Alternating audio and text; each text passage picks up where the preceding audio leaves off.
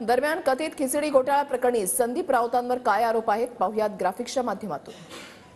खिचडी पुरवठादारांनी मान्यतेपेक्षा कमी पुरवठा करून वाढीव बिलं सादर केली। वाढीव बिलं सादर करून बीएमसीची फसवणूक करण्यात आली। फोर्स वन मल्टी सर्व्हिसेस कंपनीनं सुनील कदम उर्फ बालाच्या मदतीनं बीएमसीचं कंत्राट मिळवलं। कदमने या कामासाठी सह्याद्री रिफ्रेशमेंट आणि स्नेहा कॅटरर्सला पाकिटं पुरवतील असं म्हटलं होतं। बीएमसीनं फोर्स वन मल्टी सर्व्हिसेस कंपनीला 8,64,00,000 रुपये दिले असं सूरज चव्हाणांच्या रिमांड अर्जात माहिती आहे। सह्याद्री रिफ्रेशमेंटनं बीएमसी कडून मिळालेल्या पेमेंटचा काही भाग राऊत कुटुंबियांच्या खात्यात वळवल्याचा आरोप आहे।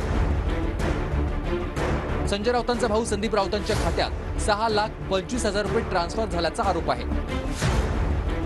काळा भाड्यानं दिल्यानंतर पैसे मिळाले असं उत्तर संदीप राऊतांनी पोलिसांना दिलं होतं।